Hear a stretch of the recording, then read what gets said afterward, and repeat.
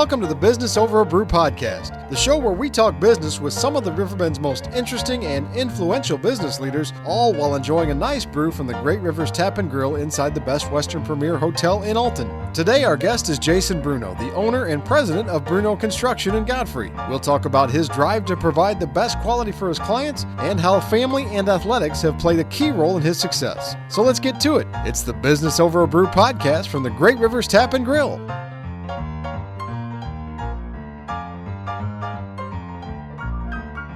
Welcome to Business Over a Brew. Pleased to be joined in this episode by Jason Brunaugh with Brunaugh Construction. Jason, thanks for coming on Business Over a Brew. Thanks for having me, Nick. Tell us a little bit about, you've got a great construction business in the area. Just let's start from the beginning. Tell us a little bit about where you grew up and a little bit about your background. Sure. Well, I'm glad that you think that about us. I appreciate that. I grew up in going to Jerseyville. So I grew up in Jersey County, and my mother and father had a big influence on me growing up. I think they had a lot of good features that got me to the foundation where I am today. My dad, worked hard and taught me that to do things right. And my mother was very creative and had a lot of faith. And so that really got me started off on the right foot with what I'm doing today.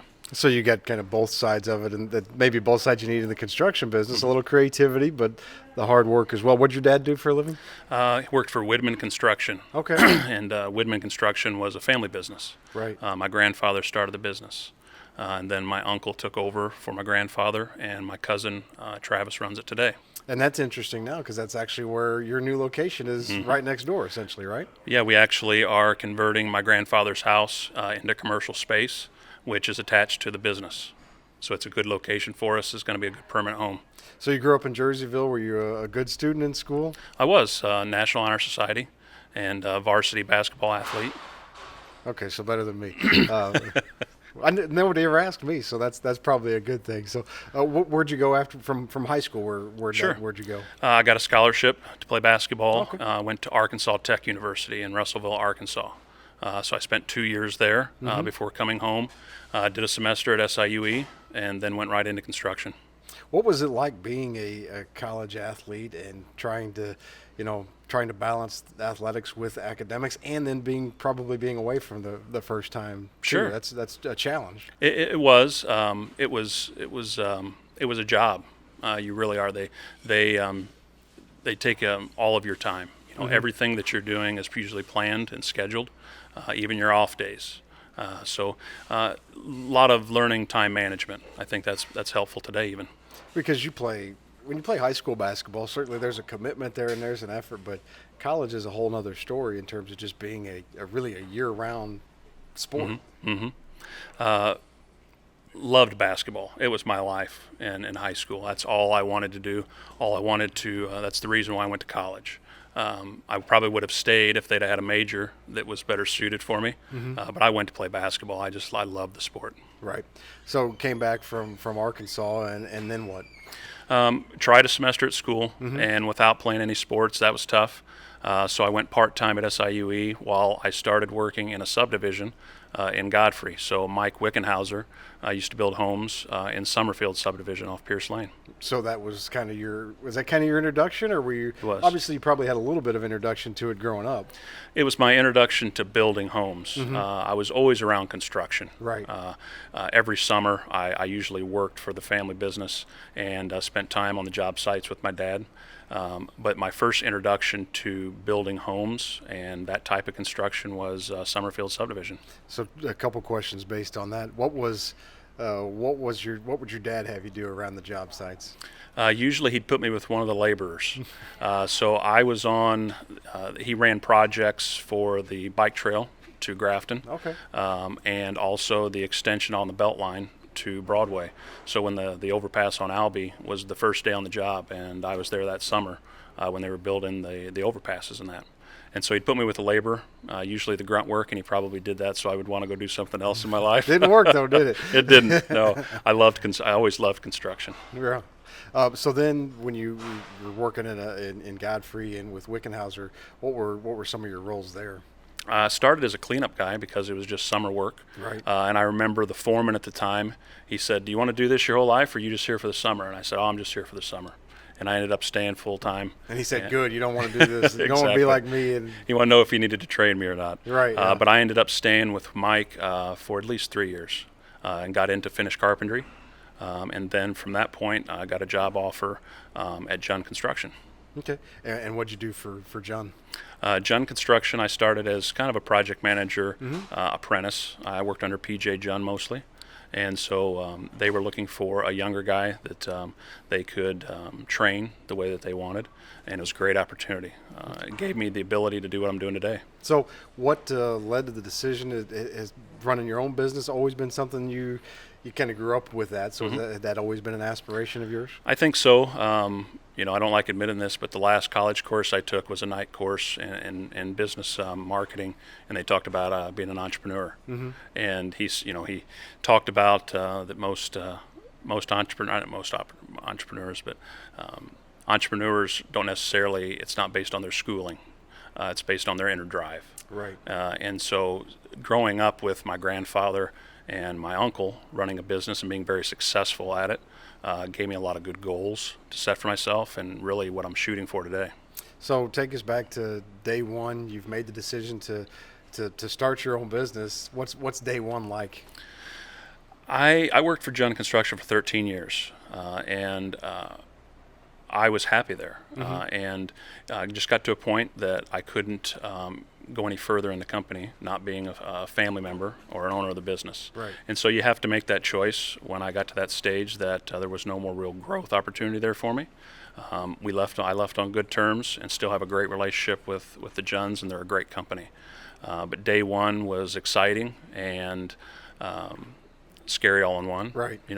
Because you go from probably making a pretty good living with John to no guarantee. We have nothing here. Yeah. I mean, basically, we're starting from scratch. So. It's all based on you selling that next job. And you're married with kids. Were you married at the time that you started the business? I was. So we started the business in 2014, and my wife and I got married in 2000. So we'd been married a while. So when you go in and say, "Honey, I've decided I'm gonna," or how did that conversation go? You probably didn't say, "I decided." You probably said, "What do you think about starting our own business?" She didn't grow up the way I did. Right. So she was more nervous than I was, but she made a good statement. She said, "You've never failed at anything in your life, so I trust you."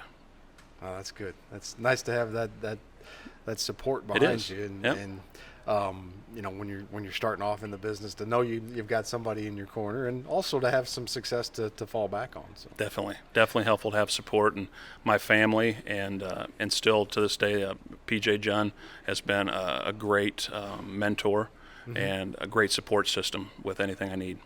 What are some things that you learned from PJ that you still utilize today?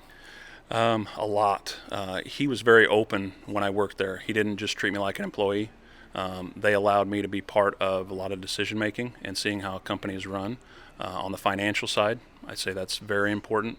Not only learning how to manage a job site and the accounting for the job, but the business as a whole. He was very open and always answered any question I had and brought me into those kind of things. So learning how to run the company financially and manage cash flow is very huge for a construction company. Well, one thing I've found in our working together is that you're very reliable in terms of just showing up on time and doing what you say, which is, less and less of a commodity these days. So where did that come from? And that's obviously I think part of your culture with your company as well. Sure, it's important to me. Definitely got that a lot from my dad to start. He's probably one of the most dependable people that I know. Never missed work, never sick, always on time and prepared. So I got started at an early age, and definitely something that I carry on as a priority, passing it on to my employees, making sure that we respect the people we're working for. You've been around, we're at the 5-year mark or past the 5-year mark? It'll be 5 years this August. 5 years in August. So what are some milestones, some days in the business where you really look back and say that's kind of the day where I thought, okay, this thing might work? We're not there yet. I've got some pretty high goals and aspirations, so I push really hard. And we're working towards it, and we're getting there. But I don't think we're ever going to be perfect. Sure. But we're going to treat people fair and always take good care of them. So, Brunaugh Construction and Design, what are some of the services that you offer? Sure. We're a residential building contractor. So anything to do with your home or your building, I think we can help you with. That includes new construction, remodeling, additions, and insurance reconstruction. And I think in talking to you, one of the things that seems important to you is developing a culture within your company. Talk a little bit about that culture. Sure. One of our company values is being different than the competition. And there's a lot of stereotypes with my industry, and Sure. especially non-union residential construction, because anybody can put their name on a truck and be in business. Mm-hmm. And so I wanted to be different than everybody else, which means we're going to show up on time and we're going to do what we say we're going to do. But most of all, honesty and guaranteeing the price, guaranteeing the labor, and the customer service is huge for me. Is there a project that stands out where you look back and say that's one that, it maybe was not going as well in the middle of it, but look back at the finished product and I'm really proud of that one? Always the finished product. I think, at least for us, I always say nobody can guarantee a perfect project. Sure. There's going to be problems in construction or things that you have to deal with. It's how you deal with those issues that separates you from a bad company. And so always we get to the finished product. We never leave a project undone or walk away from anything. And so I don't really have one in particular, but it happens quite often where things don't go your way and you just have to make it right and use it as a chance to offer better customer service. What has been one of the biggest challenges for you, or maybe biggest surprises that you even being around it your whole life that you didn't quite know about when you started the business? One of the bigger surprises is no matter how much marketing or what you try to do, you still run into people that know you and they don't know what you do. They, still trying to work on that branding and being able to, when people see your logo driving down the road, they know that's what you do. Still trying to work on that. Was it a challenge for you I know one of the things you and I have talked about is stepping back and working on the business instead of in the business. Has that been a challenge for you? Definitely a challenge because of the unexpected. A project manager not panning out, and so you got to get back into it and Right. take care of the workload, and finding people that are right for your company that are representing you the right way. So you still are in and out, but I'm trying to do less in the business and working on the business, and that's day to day. Sure. Well, Jason, thanks so much for coming on Business Over a Brew, and best of luck to you in the future. No problem. I enjoyed it. Thank you. Thanks for watching the Business Over a Brew podcast. For more video of me drinking free beer with some of the Riverbend's most interesting and influential business leaders, visit AltonDailyNews.com and click on the podcast page. To enjoy a great meal with great food, great service, and great atmosphere, visit Great Rivers Tap and Grill inside the Best Western Premier in Alton. Check out some of their new menu items at GreatRiversTapandGrill.com.